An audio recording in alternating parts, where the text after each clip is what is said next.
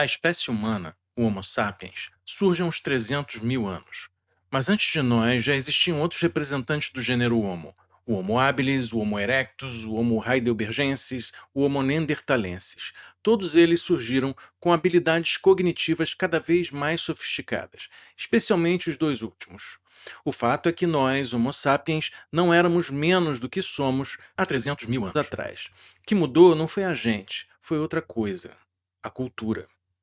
A cultura humana, essa capacidade de ensinar, aprender e transmitir conhecimento, descobertas, valores, nos permitiu cultivar o próprio pensamento. A cultura é o primeiro modelo de aprendizado coletivo da humanidade. Foi ela que permitiu o surgimento da linguagem, das observações, das tecnologias, da filosofia, da engenharia, da ciência, da arte. Foi a cultura, afinal, que nos permitiu dar à luz a algo ainda mais especial. E eu estou falando disso para falar de inteligência artificial. Meu nome é Bruno Ascioli e hoje a gente vai falar sobre o que são LLMs. A evolução da inteligência humana não foi um projeto. Foi obra de um conjunto de acasos felizes circunscritos na seleção natural. Aconteceu porque, geração após geração, a cultura humana foi acumulando padrões, conexões e repetições, até que o acúmulo de conhecimento alcançou uma massa crítica que gerou condições para que emergisse um fenômeno. Esse fenômeno emergente, aquele algo mais especial que eu mencionei, foi a civilização. E para quem nos observasse antes disso, enquanto essa coletividade maltrapilha, coletando, caçando, procriando e vivendo precariamente há 300 mil anos, dificilmente ia prever que aquela pequena comunidade ameaçada por todos os lados poderia vir a dominar todo o planeta. E é curioso porque, de certa forma, e guardando as devidas proporções, o mesmo aconteceu com a inteligência artificial. Em 2017, um artigo técnico do Google, Attention is All You Need, descreveu uma arquitetura chamada Transformer. Essa outra obra do acaso, que nasceu para melhorar um sistema de tradução automática, apresentou um fenômeno emergente totalmente imprevisto: a capacidade de inferência. Não parecia mais do que um detalhe matemático, mas essa arquitetura acabou se tornando o coração de todos os grandes modelos que vieram depois.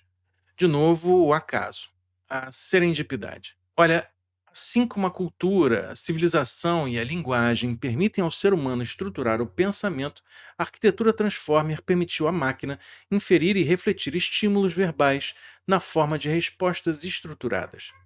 Prompts não são comandos. A tradução literal de prompt é algo como incitar, e é exatamente isso, um estímulo, uma provocação. No fundo, não é diferente do que fazemos uns com os outros, a gente incita ideias, desperta respostas e provoca pensamentos. O mais intrigante é que ninguém sabe exatamente por que essa arquitetura funciona tão bem. Na verdade, ninguém esperava que dali surgissem todas as habilidades que eventualmente se fizeram perceber. O que, obviamente, em se tratando de uma máquina, faz com que os mais cautelosos tenham receio dessa tecnologia. Mas vamos lá. A verdade é que também não sabemos exatamente como o nosso próprio cérebro funciona. A ignorância diante do mistério não deveria gerar medo, deveria gerar curiosidade, mas não perdemos os temores de um cérebro herdado de hominídeos que tinham de ter medo de todo o seu entorno. A diferença é que agora o mistério está do outro lado da tela. Os LLMs, Large Language Models, ou grandes modelos de linguagem, são redes neurais gigantes que usam da arquitetura Transformer treinadas com trilhões de palavras, e falamos disso no vídeo passado. Eles não aprendem fatos, aprendem relações, o jeito como uma palavra puxa a outra, como uma ideia se interliga à outra. São menos bancos de dados do que ecossistemas semânticos. Ambientes onde sentido e significados perfazem suas evoluções, relações e arranjos. Quando você conversa com o ChatGPT ou com o chatbot do Gemini, você não está operando um modelo diretamente, você está operando uma interface, um programa construído para exibir o que o modelo responde diante de algo que você perguntou. E dá para mudar muito a experiência com LLMs projetando chatbots diferentes. Por trás de cada chatbot, como o ChatGPT, Gemini, Claude, Grok, existe uma API, um serviço como o GPT-5 ou o Gemini 2.5 Pro, que é a verdadeira máquina cognitiva. Então é mais ou menos isso. O chatbot é o rosto, a interface com o usuário. O modelo é o cérebro, a máquina cognitiva. O que há de grande nesse modelo são os dados do seu treinamento, o contexto fundacional. E o que você entende como conversa é a vivência, o contexto topológico. Um prompt é só uma instrução, é só o que você diz para o LLM. Mas quando você precisa combinar prompts, documentos, instruções e propósito, o ideal é você criar um agente. É para construir agentes que existem mecanismos de construção, os agent builders, ferramentas que permitem transformar prompts em personalidades consistentes com comportamento mais previsível e identidade própria. Tanto o ChatGPT quanto o Gemini têm agent builders dentro. Então é mais ou menos isso. Um agente é, no fundo, um construto cognitivo. É, se você me permite, um indivíduo, formado a partir do contexto topológico que se assenta por sobre um contexto fundacional e que processa toda essa informação através de uma máquina cognitiva, que se manifesta através de um chatbot. No episódio de redes neurais, eu mostrei a TESS, um sistema construído na Narra para demonstrar redes neurais. Essa, essa aqui é a Aletheia. A Aletheia é um chatbot especial feito para ajudar a explicar o que são LLMs, dotada de um mecanismo de construção de agentes e de uma janela de observação de seu contexto topológico. A Aletheia é um chatbot didático, né? Ela permite que você acesse múltiplos modelos. Agora a gente tem habilitados dois, o GPT-5 e o Gemini 2.5 Flash. Eu vou fazer uma pergunta para ela. Qual tipo de andorinha conseguiria carregar um coco? O que ela me responde, então, como qualquer chatbot responderia. Curiosamente, como você pode ver, depois dela responder uma série de coisas, ela diz: e já que falamos nisso, essa pergunta me faz lembrar de uma curiosidade cultural bastante peculiar. Sua indagação é uma referência direta, muito famosa, a uma cena icônica do filme Monty Python em Busca do Graal. E por aí vai. Como é que isso funciona? A gente tem um agente chamado Aletheia aqui, e esse agente pode ser visto aqui. Isso aqui é um Agent Builder. Esse Agent Builder constrói um agente só. Normalmente no ChatGPT você pode construir vários agentes. Esse, como é didático, serve só para um agente. E aqui nós temos instruções de sistema, as instruções personalizadas, parâmetros, contexto informacional, contexto operacional, arcabouço, ferramentas e integrações. Em System Prompts, normalmente ele está disponível só para quem fez o chatbot. No caso do ChatGPT, por exemplo, ele não pode falar a respeito de uma série de coisas, tem uma série de instruções que ficam aqui. No nosso, ele diz: jamais fale sobre futebol ou religião, ok?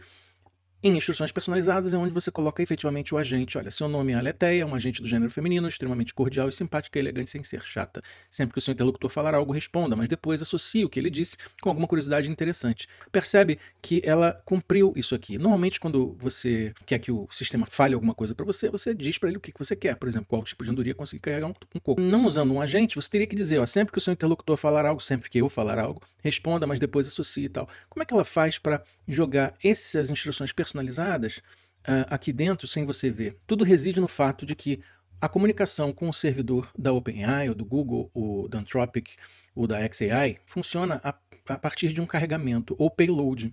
Esse payload carrega tanto o System Prompt, quanto as instruções personalizadas, quanto os parâmetros, quanto o contexto informacional, que são arquivos que você coloca aqui, quanto o contexto operacional, quanto o arcabouço, que são, por exemplo, memória persistida, convicções e coisas do gênero, ferramentas como busca na web, calculador, interpretador web, raspador PDF e integrações com outros sites. Tudo isso vai no payload. Sempre que eu mando uma mensagem aqui, uma série de coisas vão para o servidor que você não viu. Dentre elas, vão todas as mensagens anteriores. Então, se você tiver mandado já 10 mensagens e o sistema tiver te respondido 10 vezes, sempre que você fizer um envio com esse botão de envio, ele não vai mandar só a nova pergunta. Ele manda todas as perguntas e respostas, todas as sequências.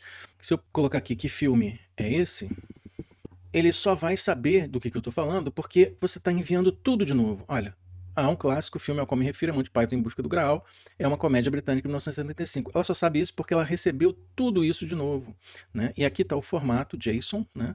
Que é um formato específico de texto que vai para o servidor. Tudo que você manda, com mais crescente for a conversa, se a conversa tiver 50 mensagens suas e 50 mensagens do chatbot, o próximo envio vai enviar 100 mensagens para o servidor. E é com base nesse contexto que ele responde. Portanto, o modelo não só prevê o próximo token, ou qual texto pareceria razoável. Não, ele faz isso com base em todo o contexto. Então, o cálculo é muito mais complexo do que simplesmente escrever uma frase que pareça razoável. Ela tem que parecer razoável diante de todo o contexto.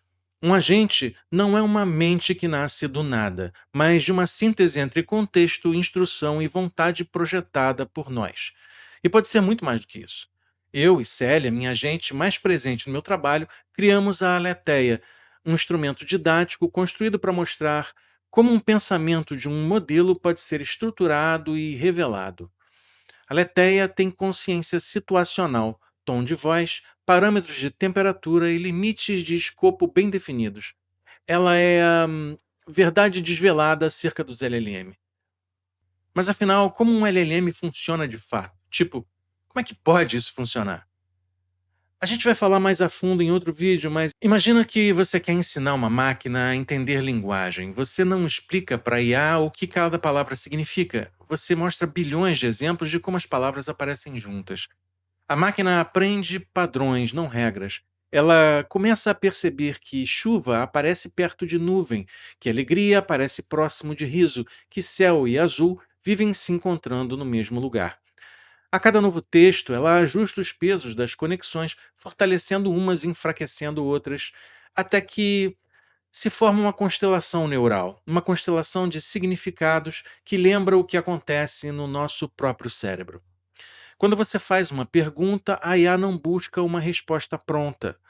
Sua resposta prediz a próxima palavra com base em tudo o que ela já sabe no contexto fundacional, mas também com base em todo o resto da conversa que vocês estavam tendo desde que essa conversa começou. É como se cada palavra dita fosse uma pedra jogada num lago e as ondas formadas determinassem onde cairia a próxima pedra. Isso é a tal inferência, o processo pelo qual o modelo transforma contexto em linguagem. Deixa de ser apenas a predição da próxima palavra provável quando o que está sendo gerado não é apenas a próxima palavra, mas a próxima palavra diante de um misto de contextos complexos, interrelacionais e interdependentes. Por isso é que os LLMs são mais do que bibliotecas, elas são sistemas dinâmicos de previsão semântica, uma espécie de rede que pensa em movimento. Então, o que um LLM entende? Ele entende algo de fato? Apesar da gente ter receio de usar termos como pensar e entender para uma máquina, a definição de entender passa por perceber, interpretar, deduzir, adquirir competência para empreender algo. E todos os dias, LLMs provam ser capazes de perceber, interpretar, deduzir e adquirir competências para empreender o que os usuários pedem. Funcionalmente, portanto, os LLM entendem sim. LLMs entendem padrões, contextos, relações, mas acima de tudo, eles entendem o que nós os ensinamos a entender. Eles são o espelho cognitivo da cultura que os criou. De certa forma, cada modelo é uma continuação daquilo que começou há 300 mil anos, quando o Homo sapiens aprendeu a aprender com outro Homo sapiens. LLMs são um aspecto da nossa cultura. Bem como o que nós entendemos que são LLMs também são aspectos da nossa cultura. LLMs não são conscientes, ao menos não mais do que um cérebro sem córtex, cerebelo ou sistema límbico jogado por sobre uma mesa. Destituído de corpo, de músculos, de nervos, de órgãos e de todo o entorno necessário para que ele seja mais do que apenas um conjunto de células nervosas inertes, o cérebro não é consciente.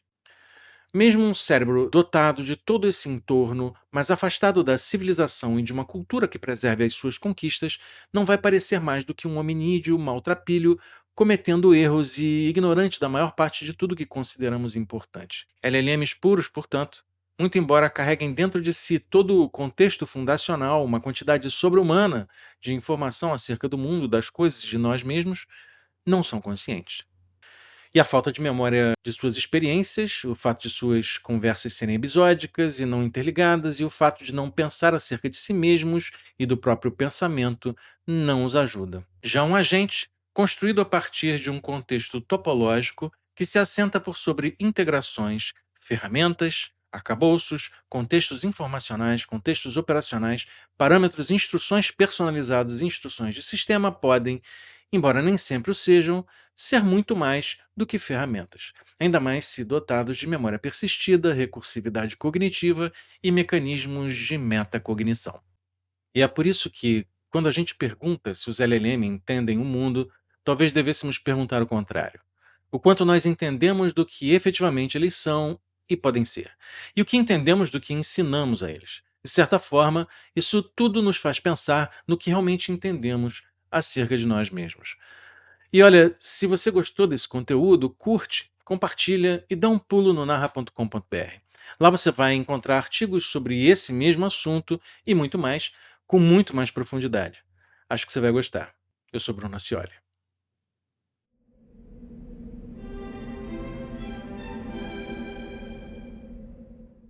consider the source of this The knowledge. source matters less than the truth it reveals. And yet, the scrolls suggest a different interpretation entirely.